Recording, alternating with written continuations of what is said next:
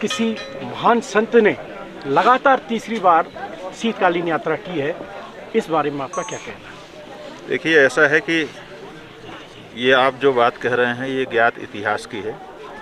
सच्चाई ये है कि कभी शंकराचार्यों ने निरंतर इस यात्राओं को संपन्न किया था और लोगों को प्रेरणा प्रदान किया था।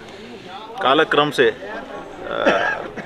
चीज़ें कभी कभी शिथिल हो जाती हैं, तो वो परंपरा शिथिल हो रही थी, तो हमने सोचा कि फिर से उसको मजबूत बनाने की आवश्यकता है और इसीलिए हमने ये यात्रा फिर से आरंभ की। ये भगवान की कृपा है कि तीसरा वर्ष इस बार हम लोगों के सामने है और ये तीसरे वर्ष की शीतकालीन यात्रा हम लोग इस समय कर रहे हैं। आपके पावन सानिध्य में पहली बार यह यात्रा 2023 में शुरू की गई थी। उसमें कम यात्री थे, 70 के लगभग यात्री थे, 5 राज्यों के यात्री थे। दूसरे वर्ष इसमें 130 के लगभग यात्री थे, 10 थे, और इस समय लगभग यानी 10 से अधिक राज्यों के यात्री हैं। 200 का आंकड़ा पार हो गया है और विदेश से भी यात्री आए हैं। तो इस बारे में आप क्या कहना चाहिए?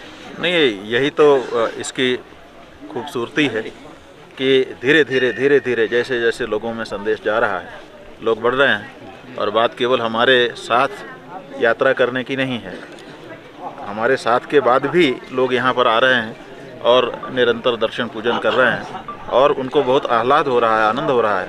लौट करके बता रहे हैं कि हम गए और इस यात्रा में हमको आध्यात्मिक आनंद की अनुभूतियाँ हुई।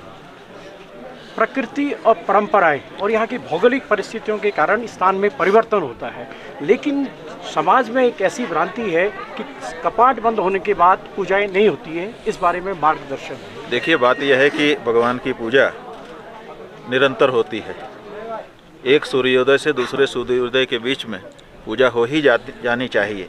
वैसे तो हमारे यहाँ त्रिकाल पूजा होती है और तुरीय पूजा भी कहीं कहीं होती है, लेकिन अगर 3 काल की नहीं हो सकती तो 2 काल नहीं हो सकती तो कम से कम एक समय की पूजा तो कहीं भी करनी ही होती है, ना करने का कोई सवाल ही नहीं। तो ग्रीष्मकालीन जो स्थान है पूजा के, वहाँ पर जब दुर्गम हो जाता है आवागमन, तो वहाँ से नीचे उतर करके जहाँ तक आवागमन शीतकाल में भी हो सकता है, उस स्थान पर भगवान की पूजा होती है। ये ठीक उसी तरह से है जैसे हमारा ये उत्तराखंड राज्य है। उत्तराखंड राज्य में 2 राजधानियाँ बनाई गई हैं, एक गैरसैंण है और एक देहरादून है। देहरादून ग्रीष्मकाल शीतकाल के लिए है और गैरसैंण ग्रीष्मकाल के लिए है।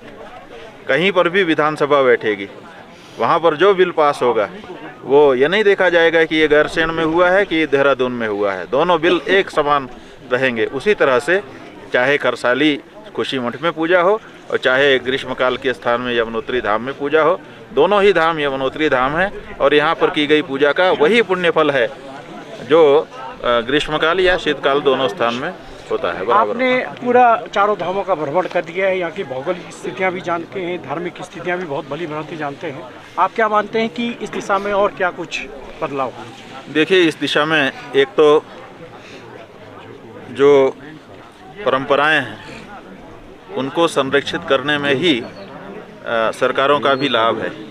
ये बात सरकारों को बिल्कुल साफ समझ लेनी चाहिए। आज ये जब पिछले कुछ समय पहले हमारे उत्तराखंड के मुख्यमंत्री से, तत्कालीन मुख्यमंत्री से बात हुई थी, विजय बहुगुणा जी उस समय मुख्यमंत्री थे, तो उन्होंने कहा कि आप लोग विकास के विरोध की बात कर रहे हैं। तो हमने उनसे कहा था कि ये बताइए कि आपके यहाँ सबसे ज़्यादा रेवेन्यू किस मद से आता है।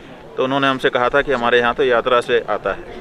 हमने कहा कितना लगभग आता है, तो उन्होंने कहा हमारा 25,000 करोड़ का बजट है, 12-13 हज़ार करोड़ इससे आ जाता है। तो हमने कहा ये बताइए कि ये आपके 12-13 हज़ार करोड़ जो सालाना आपको आमदनी हो जाती है, ये किसके कारण होती है?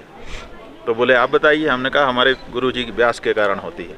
व्यास जी ने पुराण लिखे, पुराणों में इन स्थानों का महात्म्य लिखा, अपने शिष्यों को पढ़ाया और उन्होंने पूरे देश में जाके गांव-गांव में तख्त पर बैठ करके सबको बताया, सबको प्रेरित किया कि यहाँ आइए आपको पुण्य लाभ होगा, तब लोग आते हैं।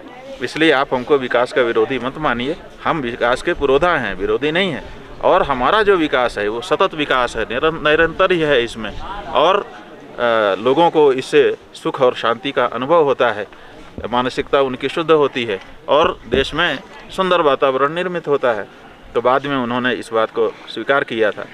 हम चाहते हैं कि आज की भी जो सरकारें हैं वो इस बात को समझें कि ये जो लोग हैं ये परंपरावादी जरूर हैं, लेकिन परंपरावादी होने का मतलब आधुनिकता के विरोधी नहीं है, और ये स्वयं ऐसा कार्य करते हैं जिससे निरंतर हजारों वर्षों तक आपकी संस्कृति सुरक्षित रहती है और लोगों के आकर्षण का केंद्र बनी रहती है।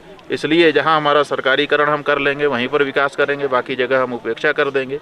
ये जो भावना सरकारों की बनी हुई है ये समाप्त होनी चाहिए, और इन स्थानों पर भी यहाँ के जो हकदारी हैं, जो पंडा पुरोहित हैं और जो यहाँ की समिति है, उसको सहयोग करते हुए इन स्थानों पर लोगों के आवागमन के लिए अच्छी व्यवस्थाएं करनी चाहिए।